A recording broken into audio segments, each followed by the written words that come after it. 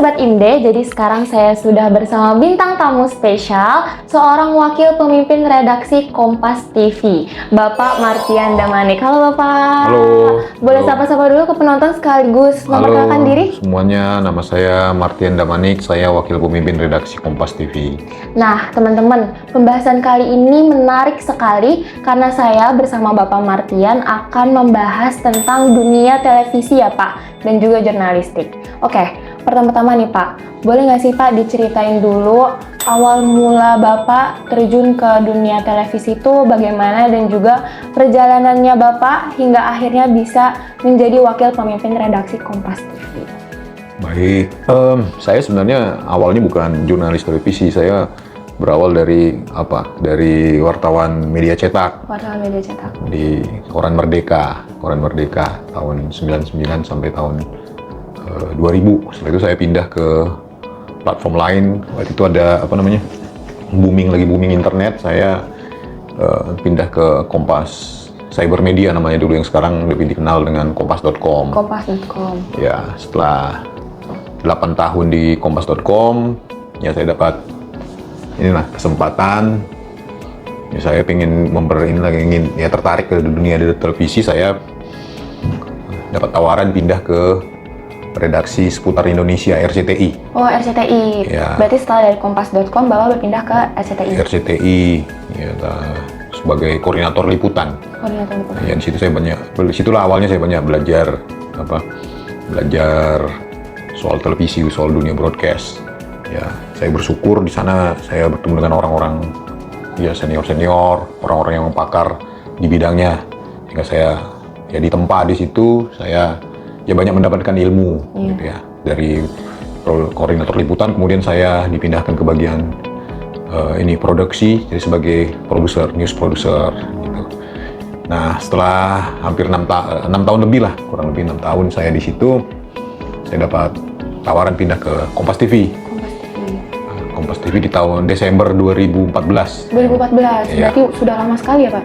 Ya, itulah sekitar 11 tahun. Iya, 11 tahun. Saya di posisi news producer. News producer awalnya berarti di news producer dulu News Pak? producer, kemudian sempat juga dipindahkan lagi ke koordinator liputan. Koordinator liputan. Ya, kemudian balik lagi ke produser. Kemudian dari situ setelah tahun 2016 kalau nggak salah saya promosi menjadi eksekutif produser. Jadi saya bertanggung jawab untuk memegang sebuah program, namanya program Berita Kompas Petang. Berita Kompas Petang. Kompas Petang, salah satu program di Kompas TV. Nah, kemudian setelah 6 tahun jadi eksekutif produser, ya, kemudian saya dipromosikan jadi manajer atau kepala departemen investigasi dan dokumenter Kompas TV atau departemen Indok.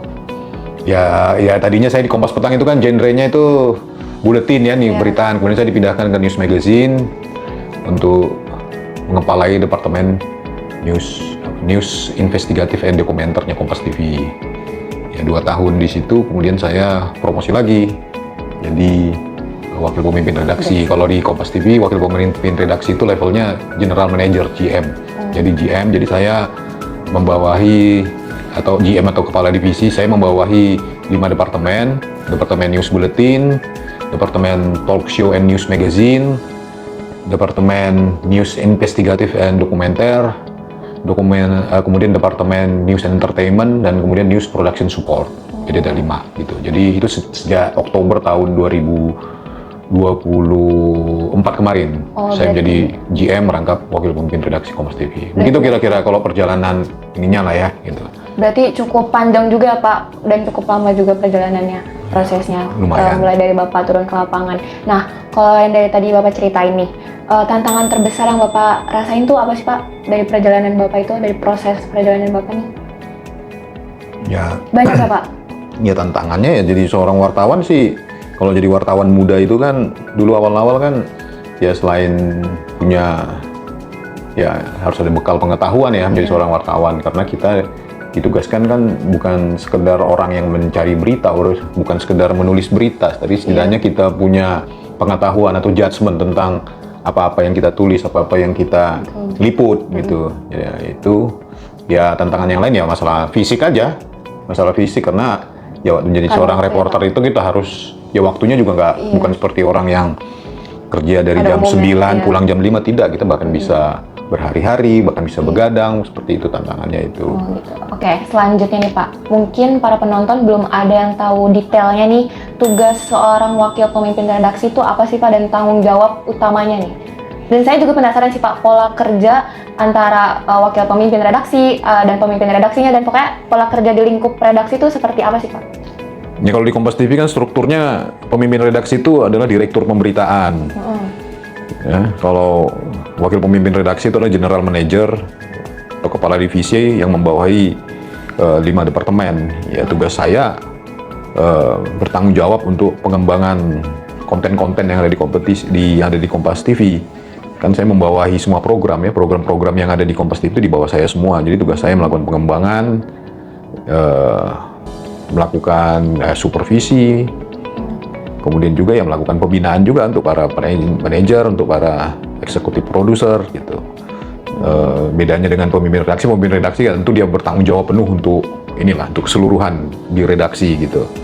Ya kalau saya kan levelnya hanya di 5 divisi itu. Ya kalau pemimpin redaksi dia mengepalai ada 10 divisi dia. Di sini ada 10 divisi, itu tanggung jawabnya gitu. Dan juga kita bertanggung jawab untuk ya membina hubungan baik dengan pihak-pihak luar gitu ya. Itu tugas kita juga, membina hubungan baik dengan pihak luar ya stakeholder seperti pemerintah, swasta gitu. Itu bagian dari kan media nggak bisa juga hanya terkungkung hanya di kantor aja, kita harus keluar juga gitu. Iya Pak. Nah, selanjutnya nih Pak, ini menurut saya yang paling menarik sih untuk dibahas, dan saya sendiri juga penasaran.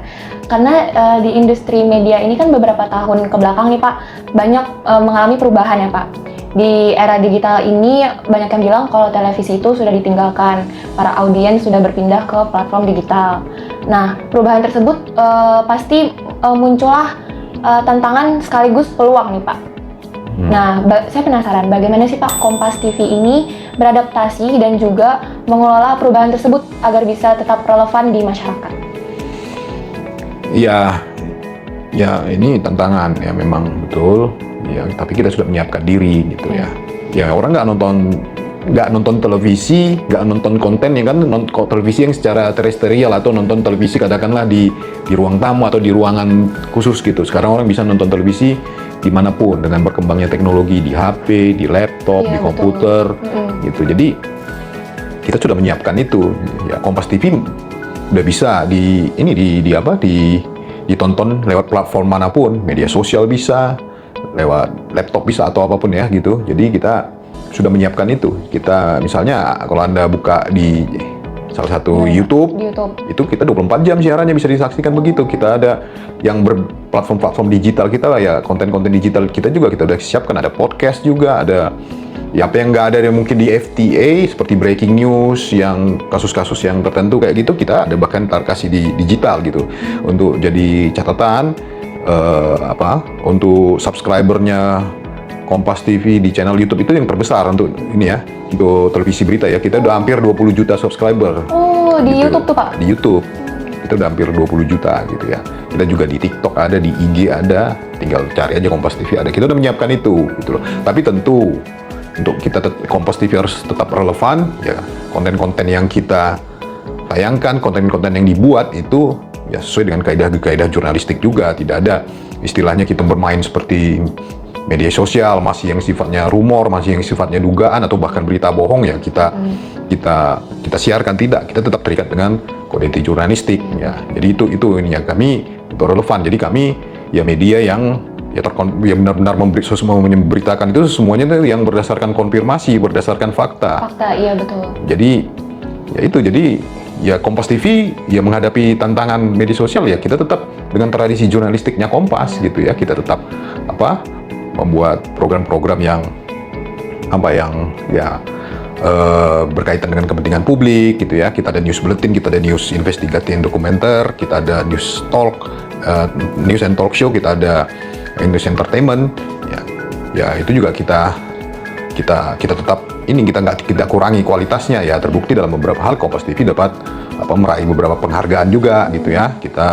Yang terakhir kita dapat penghargaan dari juara 1 di Komdigi Award kemudian juga kemarin di MH Tamrin Award gitu, bahkan kita juga udah beberapa kali menyabet penghargaan Adi Negoro itu kan, Adi Negoro Adi Negoro, Pak. Itu Adi Negoro kan yang inilah quote unquote itu tahta tertinggi dalam pagelaran jurnalistik, anugerah jurnalistik yang ada di Indonesia gitu. Jadi ya Kompas TV ya harus tetap relevan, memang relevan dengan konten-konten yang kita buat, ya relevan di media sosial, relevan di FTA, dan tentunya tetap dengan tujuannya ya memberikan pencerahan, memberikan pengetahuan, memberikan background, memberikan ini juga informasi yang berguna gitu. Jadi ya kita mempertahankan itu gitu. Berarti dengan perubahan ini justru Kompas TV itu menjadikan hal tersebut menjadi peluang ya Pak? Jadi Kompas tentu TV. Nggak mungkin kita kalau kita tidak menjadikan ini peluang ya kita akan mati, kita akan tertinggal gitu. Jadi ya wartawan yang sekarang dituntut harus bisa menguasai teknologi juga, harus bisa beradaptasi juga gitu ya. Oke, kita tahu selera pasar seperti apa, penontonnya bagaimana, ada perubahan behavior dari penonton, dan itu harus kita ambil ya. Mungkin kita bikin beritanya ya sesuai dengan ciri khas televisi FTA seperti ini, tapi untuk yang digitalnya, yang di media sosial kita harus sesuaikan gitu loh. Iya, benar-benar. Ya. Menarik sih Pak, menarik sekali.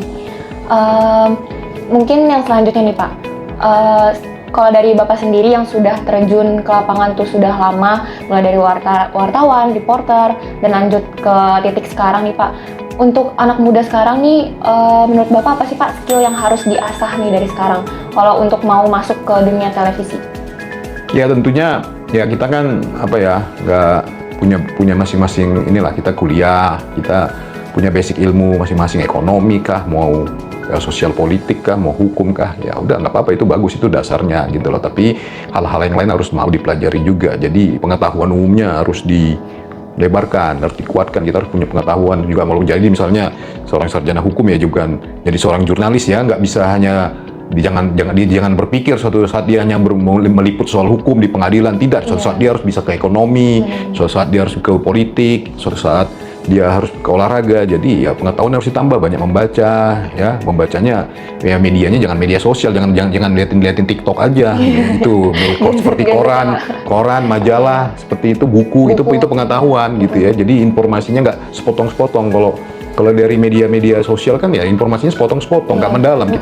Kita nggak tahu konteksnya apa, tiba-tiba kita langsung ini, tapi kita nggak tahu backgroundnya seperti apa, kita nggak tahu konteksnya, dan kita pun pada akhirnya judgement kita lemah, penilaian kita terhadap sebuah kasus, suatu masalah itu lemah gitu.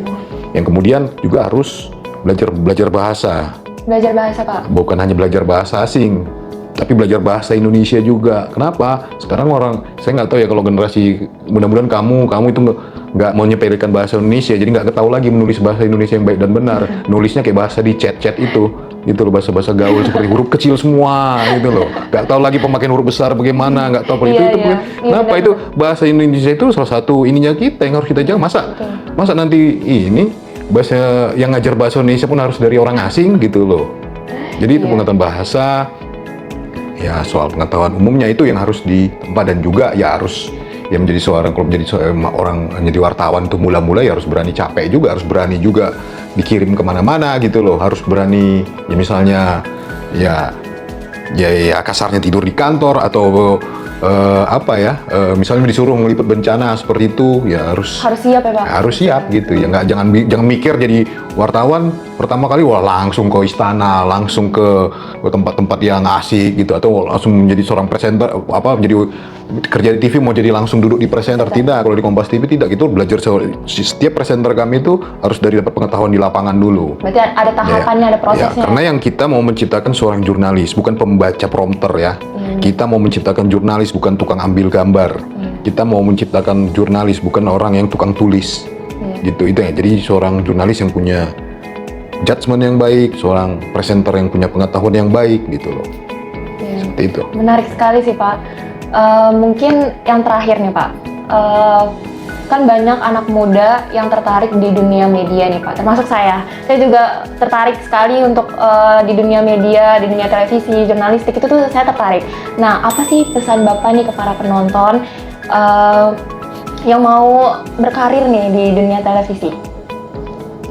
Ya siapkan diri, banyak belajar, ya banyak membaca, luaskan pengetahuan. Itu modal pertama. Jadi seorang wartawan itu harus banyak membaca, rasa ingin tahunya harus tinggi gitu ya. Rasa ingin tahunya harus tinggi, ya bukan sok tahu gitu, tapi rasa ingin justru menjadi seorang jurnalis itu harus merasa dia banyak nggak tahunya gitu loh. Jadi jangan sok tahu gitu loh. Jadi harus merasa ilmu saya kok masih kurang, ilmu saya masih kurang, dan terus menggali, terus belajar, terus membaca, berbicara dengan orang-orang, mencari informasi dengan orang-orang gitu.